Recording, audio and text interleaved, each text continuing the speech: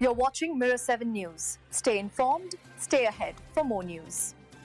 The U.S. Ambassador to Canada, Pete Hoekstra, recently shared his disappointment over what he described as growing anti-American rhetoric. His remarks were made during a visit to Halifax, where trade issues and cross-border tensions were front and center. The conversation was not just about tariffs or numbers on a balance sheet.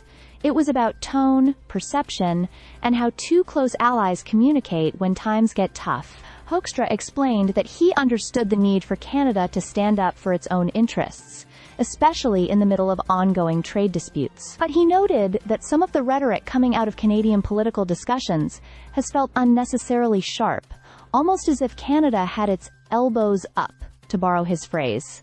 The ambassador stressed that differences between the two countries should not lead to language that casts the United States in a hostile light. This concern arises at a sensitive moment in the U.S.-Canada relationship. Trade tensions, particularly related to tariffs and economic policy, have placed strain on what has long been considered one of the most reliable partnerships in the world. Hoekstra emphasized that while disagreements are natural, the way they are expressed carries weight. For him, rhetoric that leans into hostility risks making collaboration harder, even when solutions are possible at the negotiation table. Still, his comments were not meant to suggest a break in the relationship. On the contrary, Hoekstra repeatedly pointed to the deep ties between the U.S. and Canada, whether in shared values, economic integration, or security cooperation. He reminded audiences that the relationship is strong precisely because both sides have been able to navigate challenges in the past. What concerned him was not the existence of disputes,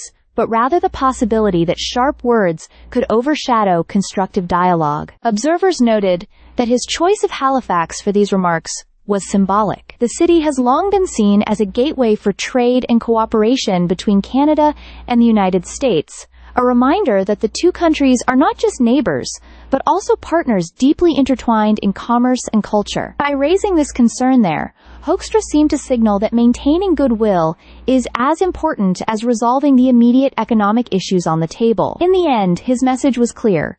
Allies may argue, but they should do so in ways that keep the door open for collaboration. Disagreements can be addressed without slipping into rhetoric that leaves lasting scars. For Hoekstra, the hope is that both sides will cool the temperature and get back to working out solutions together. After all, as he implied, when Canada and the U.S. keep their elbows down, they can achieve far more than when they are locked in a fight.